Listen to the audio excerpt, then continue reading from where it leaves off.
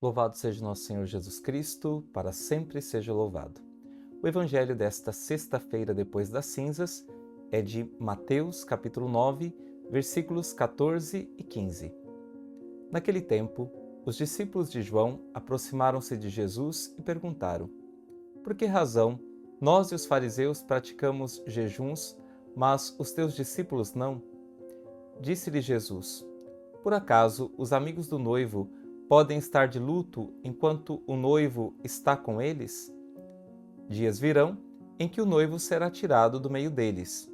Então sim, eles jejuarão. Neste evangelho nós somos colocados diante da realidade do jejum e, de uma certa forma, das práticas de mortificação, das práticas penitenciais que nós, como cristãos, somos chamados a viver neste tempo da Quaresma. O jejum era uma prática penitencial já muito presente no Antigo Testamento. Até por isso que João Batista herda esta tradição e também os discípulos de João Batista nos falam dos fariseus que também praticavam o jejum. O jejum era praticado tanto na oração privada dos israelitas, como também em momentos públicos de arrependimento de todo o povo de Deus.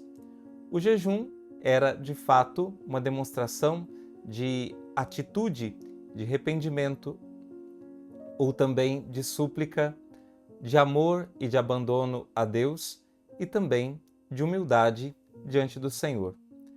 Nas Escrituras, as pessoas praticavam o jejum justamente com outras práticas penitenciais antes de empreenderem uma tarefa difícil, para implorar o perdão de seus pecados, a fim de obter o fim de uma calamidade ou conseguir uma graça necessária, e também como preparação para o encontro com Deus, ou ainda jejuavam para o cumprimento de uma missão. João Batista, reforçando o caráter penitencial da sua missão, do seu ministério, recomenda o jejum aos seus discípulos. Jesus não faz o mesmo, e por isso, então, Jesus diz: por acaso os amigos do noivo podem estar de luto enquanto o noivo ainda está com eles?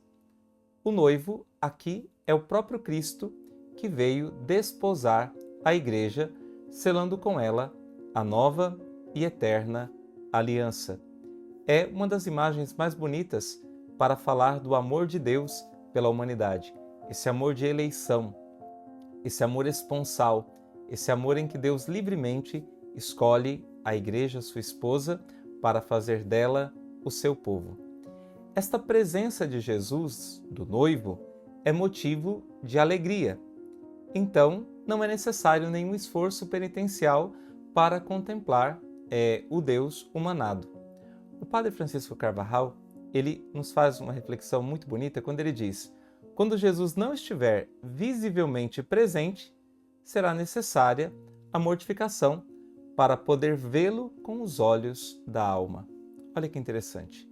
Quando Jesus não estiver mais visivelmente presente, será necessária a mortificação para podermos vê-lo com os olhos da alma. Então, o jejum é um esvaziamento de nós mesmos para nós contemplarmos a Deus. Nós que estamos presos e com os olhos em tantas realidades deste mundo, nós precisamos então nos despojar dessas realidades para poder contemplarmos a Deus.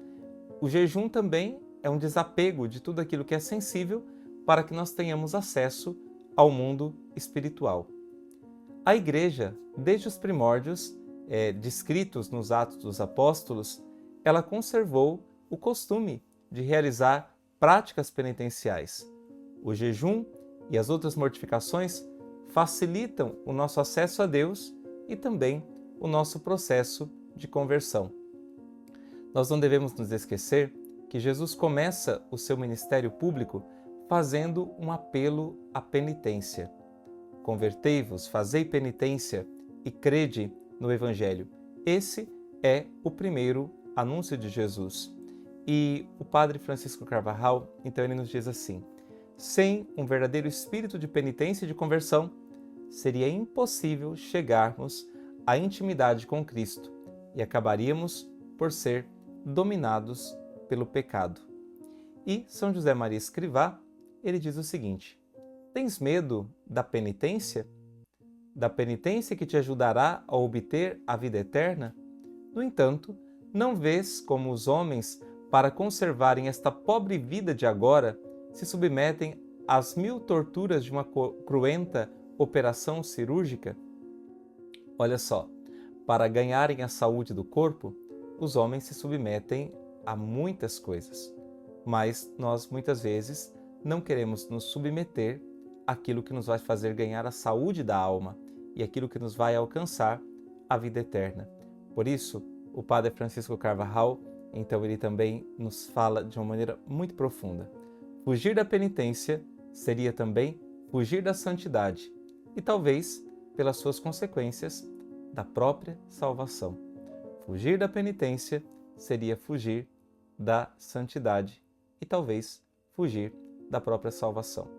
Que o Senhor nos ajude a entender o espírito do jejum, da penitência, das mortificações e vivermos bem esse tempo de Quaresma, realizando essas mortificações, morrendo para nós mesmos, a fim de vivermos para a vida em Deus. Deus te abençoe.